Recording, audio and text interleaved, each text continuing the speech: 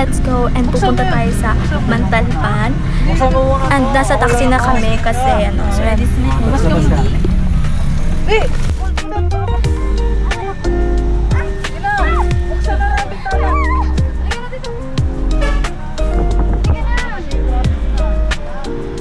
Hi guys! So, pupunta kami sa Mantalpan with my sister and mother.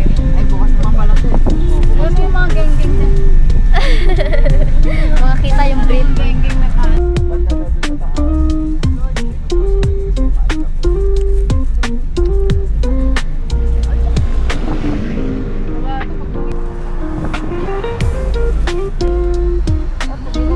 Burahin mo na lang yung binablog namin dito.